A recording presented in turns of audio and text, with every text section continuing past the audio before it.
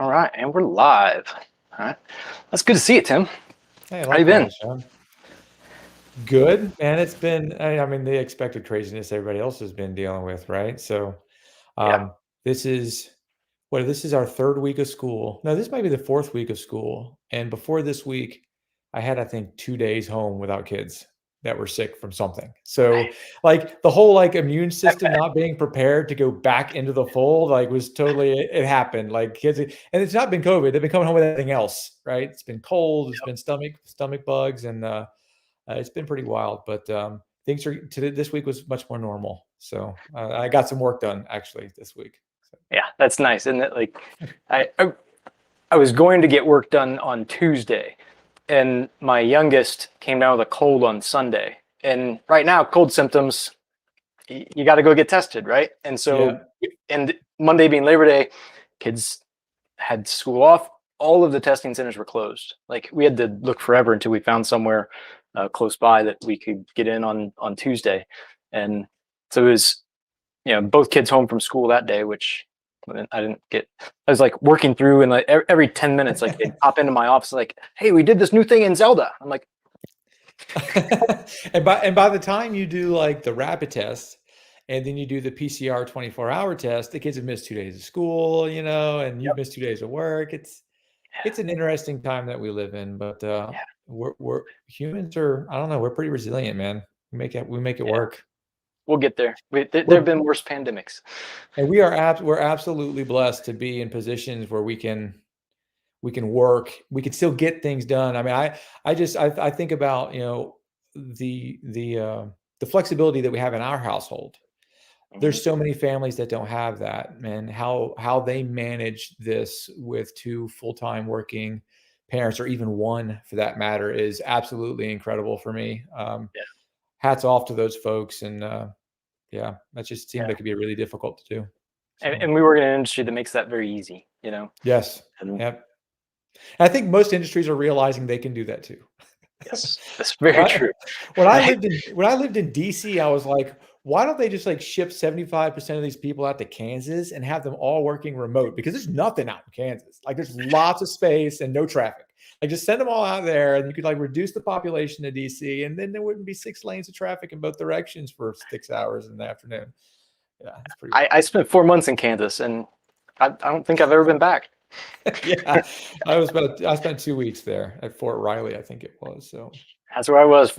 I was moved to Fort Riley right out of basic training to go with the initial invasion of Iraq. And our theory is, I don't know for certain, I'm guessing my unit was supposed to go in through Turkey. And when they pulled the plug on that and wouldn't let us go in from there, we got sent home. So oh wow, at 4 months, did all the prep, the entire thing. And at that point, we're still thinking we're going to get hit with chemical weapons and all the horrible things that we thought. And 21 years old, thought I was going to war, and then I didn't. It was the most bizarre combination of relief and disappointment at the same time. Yeah. I have no way to describe it other than that. Yeah, I hear you, man. So, all right, well, I was third ID. We went in from Kuwait, so there you go. Yeah, you got sent home. We got sent in. Yeah.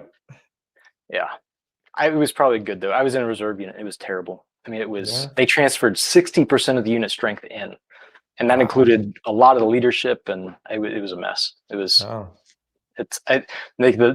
Jessica Lynch stuff was happening while we were still there, and before they sent us home. And I was looking at that going, these people weren't prepared. They obviously didn't have the leadership to get them through that kind of a conflict or interaction. And I'm looking at the leadership. There are some people, our first sergeant was amazing. I'd have followed that guy anywhere, but about half of the rest of the NCO Corps was just terrible. Oh, wow. And it's a little scary, especially as a private at that point for me. Right? Well, maybe it was for the best then. Yeah. All right. Well, let's talk about something a little bit brighter and happier than war. Yeah, let's do it. All right. So thanks everybody for joining. Looking forward to talking with Tim Tomes today about the Practical Burp Suite Pro advanced tactics class. Now, Tim's going to be teaching that at the Hackers Teaching Hackers Conference here in Columbus, Ohio at the beginning of November. I am John Gornflo. I'm the Director of Training for Hackers Teaching Hackers, and I'm also the founder and principal consultant for Fundamental Security. Hackers Teaching Hackers, if you're not familiar with it, is a hacker-focused conference in Columbus, Ohio. There's several different conferences around, some kind of focus more on the business side of things or risk and compliance and that kind of more leadership side. We try to focus as much as we can on the technical side. So if you really enjoy like getting deep into the bits and bytes and hex and all those good things, this is the conference for you. That's the kind of stuff that we really like to focus on. Now, the con itself is going to be November. Let me get this info up here. Pull up the site so you can see it. There we are. So we have the conference is actually the 4th and 5th, and training is going to be the 2nd and 3rd of November. All right, so let me pull up dates here across the bottom so you can see them. Details out at the site here. Tickets here will take you out to Ticket Leap, and you can buy the tickets for the conference there.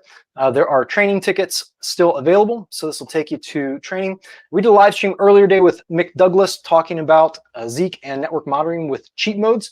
So definitely fun. It's always good to talk to Mick. He's a very good friend, and fantastic class that he's put together on getting into the weeds of using Zeek to do some of your network security monitoring, etc. And then today we're talking, or at this point, talking with Tim Tomes about his Burp Suite class. So we'll dig deeper into that in just a few minutes. Now, all of our stuff, we have a link here to help you book a room out at Brewdog. Now, Brewdog is the venue. It's a microbrewery and a hotel, and we're going to have a hacker conference in a brewery, right? Like, doesn't get much better than that, right? So, this is Brewdog. This is the location. They actually claim it to be the world's first craft beer hotel. So there's big first for Canal Winchester, Ohio, right? So you can book room, take a look at what the venue looks like. A lot of fun there. It's a fantastic place to go, even if you can't make the con this year. Now, all of our, we have sponsors for this event as well, and do want to give a couple shout outs for that. We're going to do the first 3 tiers here. First is Battelle, big supporter of the conference this year, financially, and also employees that are assisting both on staff and at the director level. So greatly appreciate all of the effort and financial contributions that Battelle has made for us this year. We also have a big sponsor in Tenable Network Security. Lots of different security products, and probably most popularly known or best known for the Nessus or the Nessus line of security scanning tools. So definitely worth checking out if you need some assistance with asset identification, vulnerability scanning, etc. And then our last, here's the gold level sponsor. This is Corelight. Corelight is a kind of the gold standard in terms of network evidence. It's actually built on top of Zeek, right? And so we talked a little bit about Zeek in that stream earlier today. So check out our YouTube channel. You can see the recorded version of that stream, or scroll back and whatever on the page for whatever social media platform you're seeing this on, and you should be able to see the recording and learn a little bit more about Zeek and the training class we have coming up for that. All right. Now I'm going to get rid of that here, and I'm going to turn it over to Tim here and let Tim introduce himself. Go for it. Hello, I am Tim Tomes, for those you don't know me. Also, if you go out and you're looking for me on Google, Landmaster53 will probably land you in some of the same places as looking for me. But I am a guy that just loves software from all perspectives. I like breaking software. I like writing software. I like teaching people about breaking software and teaching people about writing software. Just have a passion for it. Been doing it since I was super, super young. I think I wrote my first production app when I was like 12 years old. I didn't know it was a production app, but it ended up being one. And so just a guy that loves code, found my way into security and blended those two together and decided to specialize in AppSec, and also specialize in all the tools that we use to test things within AppSec. So that's basically the really short version. There's been a whole lot of stuff that's kind of led to that, but it would take the whole half hour to talk about it. So I'll spare everyone the details there. But just a guy that loves software, has a passion for it, all aspects, and loves to share that passion with others, really. Awesome. Awesome. Thank you. All right. Yeah, switch to this view here. Zoom in a little bit. All right. Now, if you're interested in more from Tim, you can find him out at practisec.com.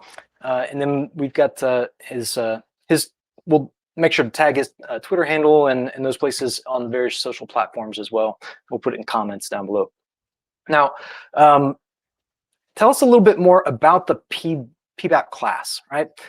What is it? Like, why, what's it focusing on, or what's kind of the goal of PBAP? Certainly. So there's a little bit of a backstory to it. And for those of you that have been aware of my presence in the community for a length of time, probably have heard of my other class, Practical Web Application Penetration Testing. And so I used to teach for the SANS Institute back in the day, and they've got web application penetration testing classes as well. They do a really good job of covering theory and a lot of different things. But for me, there was a consistent theme of folks leaving the class and having a lot more knowledge, but not necessarily had put together all the pieces to actually take that knowledge and apply it in real world everyday scenarios. And so I really wanted to write either into that class or write my own class that spent some time talking about the vulnerabilities themselves, but a majority of the time actually building the skills that blend the tools, the vulnerabilities, and the process all together so that someone can experience what it feels like to actually conduct a penetration test and do that in the classroom environment and walk out with experience and confidence and better equipped to either conduct their first assessment or to conduct a better assessment the next time around. And so I built this PWAPT class, and that was right around 2014, 2015 that I started putting that together. And at the time, the software industry, at least the web applications, were kind of in between a shift between server-side rendered applications and client-side rendered applications. But server-side rendered applications were still the majority of what we were dealing with. And so that class was very heavily based on those types of applications. But with the advent of microservice architectures and RESTful APIs, and then the need to be able to authenticate all these different applications in one way through one identity provider, those types of things introduced a lot of complexities in modern day application architectures that Burp wasn't necessarily designed to test very well or interact with. So Burp is absolutely wonderful tooling, everything built in, ready to go to test applications that are server-side rendered and traditionally used, like server-side sessions to manage state and all that kind of good stuff. But it doesn't do very well when we're talking about dealing with RESTful web services and when we're talking about dealing with microservices, complex authentication systems, client-side rendered apps, right? So, server-side render, we had the model, the view, and the controller, and everything's running on the server. Well, now our applications have pushed this view out to the client, which is an untrusted platform, and it got all these weird trust boundaries that exist. And Burp was just designed and initially conceptualized in a time when applications weren't built like that. And so I'm a firm believer, and if I'm going to teach something, I'm going to do it as well. So I spend like 50% of my time teaching PWAPT and other 50% of my time conducting tests. Well, as I'm conducting tests, I'm realizing, okay, things are changing dramatically, and Burp is beginning to fail me more and more and more in a traditional sense. But it's still an amazing tool. There's a ton of capability I want to continue to use here. How do I continue to use Burp to test these modern applications? And I began to find ways to either extend the functionality of Burp. I began digging into Burp and finding that there was configurable features that I didn't really know about or weren't really familiar with that were certainly helpful.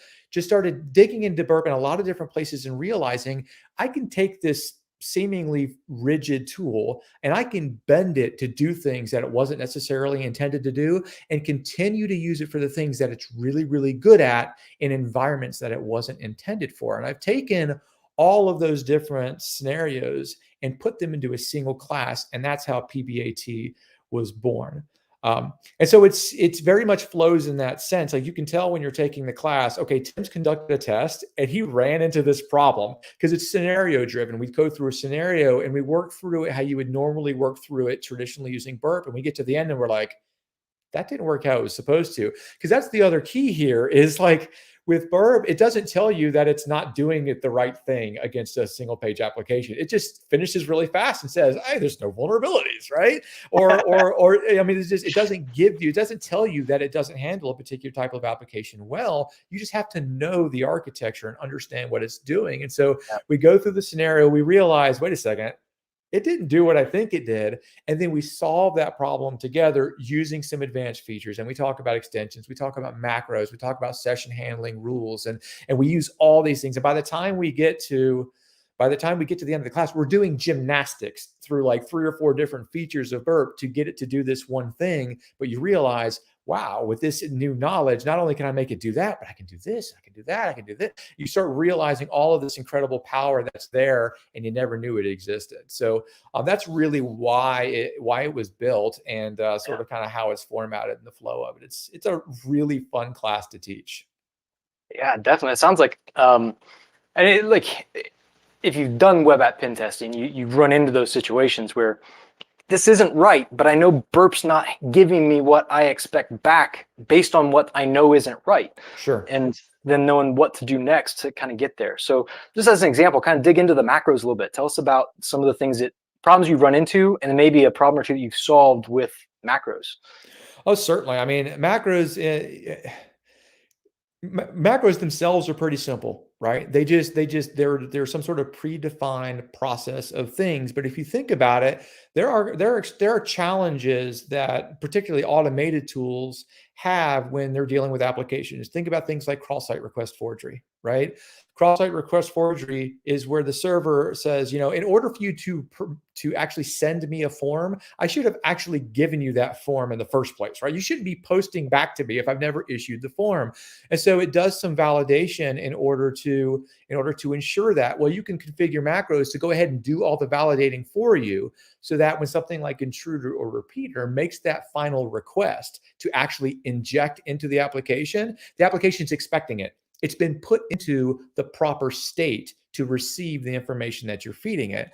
And so that's a really good example of it. Another one would be like restricted flows. So if you've got a particular flow that's 3 or 4 steps long, and you want to inject into the 4th step, well, you can create macros that will navigate steps for you and leave the application in a state where it's ready to receive the actual insertion or injection that you want to give it. So we use it for things like that as well. And so there's a tremendous number. We use them to fetch access tokens. We use them to fetch new sessions. I mean, there's a tremendous amount of capability there. But the interesting thing about macros is you can go and you can configure them all day long, but they do nothing by themselves. Like you create this macro and you're like, okay, what's next? Like, what do I do with this? And so you've got to know where in Burp to actually leverage that macro to hook into these different processes and these different tools within Burp so that you can leverage that power in a practical way. And so there's a decent number of scenarios where we tackle different problems using macros. Yeah, it's super powerful functionality. Awesome. A lot of folks don't even know it's there. It's so like nondescript. It's this little box at the bottom of like the project options. You're like, what's that all about? Yeah. For a long time, I would work through stuff and I'd see it I'd get stuck on one of those issues, and I'd look and go, I really should learn more about that, right? Because I know I think that can do it. I just don't know how, right? We see that's one of the benefits that, when I went and started this company that I'm working for now, which is just me. Let me make it sound like a big deal. It's one guy doing some things, right? I didn't do it because I wanted to work full time and always be beholden to a client and make a ton of money. That wasn't the goal. The goal was to maintain a similar level of comfort that I was maintaining while doing work that wasn't always paid work. And so a lot that's come out of that is knowledge of Burp. I spent a lot of time just tinkering with it and digging into it, and it's gotten to the point I have bothered the support team at Burp enough where the team leads of the different parts of the Portswigger development team, like the UI team lead and the scanner team lead, eventually they're like, this guy's got a lot of info and he's asking a ton of questions, and these are good questions and hard questions. Let's get him on the phone. So now I have opportunities to speak with them directly about once a month. We get on the phone and we talk about user feedback, feature support. I have opportunities to test things before they even hit the early adopters branch of the tool. And so that's given me the ability to ask some really hard questions and some deep questions and gain inner working knowledge of burp that you just wouldn't have by using the tool, which also puts me in a unique position to be able to explain why the tool does some of the things that it does and kind of clarify some misconceptions within burp. But it's really, it's a large part of the research work that I pay myself to do is in this area of burp suite and port swigger. And the reality is a lot of folks just don't have the time to do it. Right. It's like, I need to learn more about macros. Well, unless you've got a bunch of time to sit down and really dig into it, then you're going to have to carve out, take away from family, take away from hobbies, whatever it is to do that.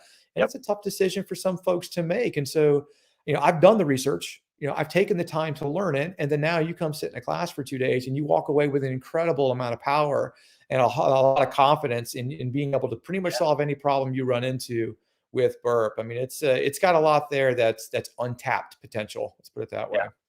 And lessons that were learned or discovered the need for the lesson in the field, right? By a real Absolutely. practitioner. Yeah. Yeah. Important stuff. Important stuff. Yeah. And what's scary to me, and it happens in every single class is there's a lot of folks that are like, what more can I learn about burp? Or, yeah, I've been testing single page applications for a while. I'm not going to learn anything new. And I get folks that come into PBAT and I'll ask about, has anybody ever played with this tool before? Yeah, I have. And then once we get done actually doing it, I was like, okay, now has anybody ever played with this tool before? And then most of the responses are, I had no idea it could do that. Or I had no idea I was doing it wrong. Or I thought burp was working this whole time. It's actually, yeah, that's fun. And that's good to hear, but it's actually scary. Because the reality to me is every time I teach this class is that there's a lot of stuff being missed that folks do not realize they're missing. The amount of false negative scenarios I think people find that don't realize they find themselves in is actually quite alarming to me based on the student population that I've had in the class. And so I want to get this information out there. I definitely want to encourage folks to take it. If you've taken PWAPT, if you feel pretty good about your ability to test apps and you're fairly familiar with vulnerabilities and maybe you've got some experience with burp, definitely want to hop in here and just see the levels at which you can take it and the things that you might be missing. Because we don't just talk about exploitation and discovery and attack scenarios. I dig into the scanner and help you understand. I don't know if you guys realize this, but if you make this configuration setting right here, this is what's actually happening. Or if you don't make this configuration setting right here, here is what you're missing. And a lot of that is just, it's buried so deep inside the tool. Otherwise, you wouldn't even find it. You'd never know that you were missing it. So there's a lot of important info there to be had. Yeah. Sure. Now you're saying, like, even if you've taken the PWAPT class, like this is, this kind of goes to that next level with burp, right? And focusing on just that side of it. But is this something that somebody that's either new to web app pen testing or maybe more of like the blue team side, who would fit best in the class? It's definitely intended for red team side. Certainly. I always think from a blue team perspective, the best defense is knowing your opponent's offense, right? So I'm always a proponent of having developers, defenders, and those in my classes and seeing what the attackers are doing so that you have a better understanding of what the threat looks like and what the threat's trying to do. So I'm always a proponent of that, but they really are geared towards the offensive side. It's very much a red. Both my classes are very much red in their format. And so, I would say that's who it's intended for. I don't think PWAPT is a prerequisite. I always encourage folks to take PWAPT because even in that class, I've had managing consultants, principal consultants, senior consultants, junior consultants of all different levels in there. And everyone always walks away with something. Even if you are like steeped in vulnerability knowledge, you're going to learn stuff about tooling and processes in that class that you just haven't done within your workflow. If you're really good at the process and you're decent with the tooling, but you're a little bit slight on vulnerability knowledge, you're going to learn that no matter how long you've been in the field. You're going to walk away with some additional value by taking PWAPT. And if you do that, this is absolutely a natural next step for that because it's going to take everything that you learn and it's going to say, okay, now you've got the process. Now you know a little bit about vulnerabilities. Now let's really dig into the tooling. Because I can only spend so much time on burp in a three-day class when I'm talking about those other things as well. But this is that next step to say, okay, now let's take you from pro to hero. when we're talking about as far as burp is concerned. And that's what Yeah. this does. But if you already have some knowledge of burp, and maybe you don't even do web app testing, maybe you just do bug hunting, right? There's still going to be value in understanding some of these additional capabilities that burp provides. So it's really for anybody that's got a little bit of experience with burp, that's ready to take their knowledge of that tool to the next level. Nice.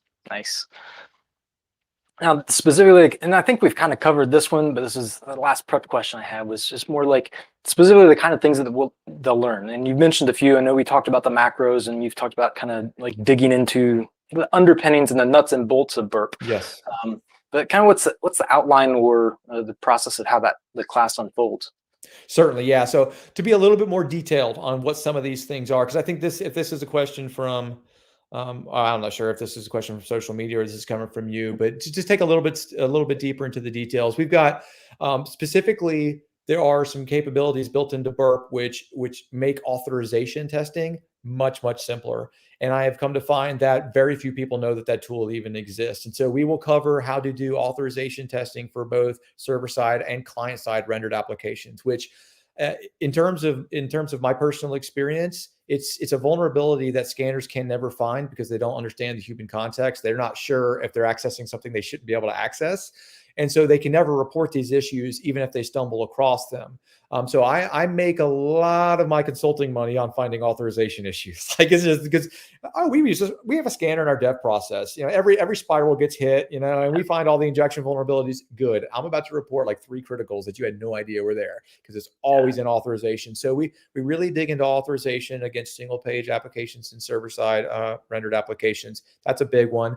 Obviously macros, we're going to use macros to put the application in a lot of different states so that we can solve problems like session handling, CSRF handling, getting around those particular controls. What's another one there? The restricted flows was another one. So we'll be hooking into the request and response cycle by using what we call session handling rules. And so we'll be digging into session handling rules as well.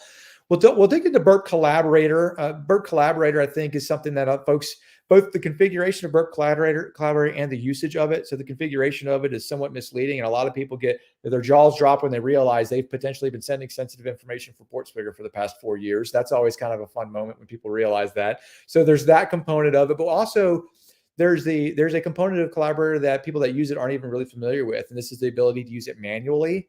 And you can use it to do all kinds of really interesting stuff like tracking, fingerprinting server-side services, all kinds of neat stuff that you can do with the manual Collaborator tool. Also, you can use it as a way to steal information, like to actually like if you're stealing cookie or something like that, you can use it as a harvester for client-side payloads that are triggering and sending information. You can use Collaborator for that. I've seen people using Collaborator to sign up for like trial stuff. They just use an email address that ends at like burpcollaborator.net, and they get the emails through their Collaborator server. It's crazy. So you can do that too. Like there's all kinds of crazy stuff you can do with it. We'll talk about some advanced features there. We'll really dig into the scanner and talk about how it works, the things it's good at, and the things it's not good at. Because there are some things that it has its shortcomings, and the shortcomings are pretty. They apply across the board. Pretty much every scanner struggles with these types of things. But then there's also some things that PortSwigger is doing really, really well to revolutionize the web app scanning industry. And so we'll talk about a lot of those things, dig into those, and apply those. What else? Oh, Intruder. Like Intruder, yeah, it's a fuzzing tool, but Intruder is way more than a fuzzing tool. It does so many different things. And so we will be digging really deep into Intruder and weaponizing that in ways that I think a lot of folks have not weaponized it before, and then use that in combination with some of these other things like macros and session handling rules to really enhance the power of that tool as well. And so just off the top of my head, like those are some things that we do. Oh, WebSockets. We dive into WebSockets and we attack WebSockets and we interact with those and see how all that works. Like, man, it goes on and on. It's some good stuff in there. And it's not like you can see me getting excited. I like talking about it. I like even more teaching it. So it's a fun class. If there's anything that makes even topics that are dry better to learn is when the person teaching it is as excited as can be about that topic. Because like you as a student, you get into it, right? You feel that excitement, and for some reason we get excited when someone else is excited, right?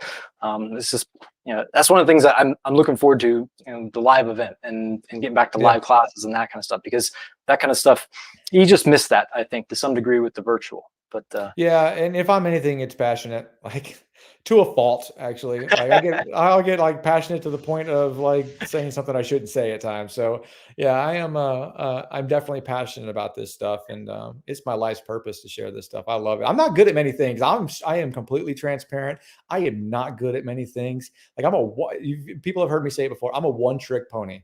I'm really good at my trick though. Like this is my one trick, like AppSec and burp and all that stuff and that web app testing. That's my trick. Don't ask me to do anything else because I suck at it, but I'm really good at web app testing and working with burp. So nice. I'll claim that, and I'm very passionate about that too. So Cool.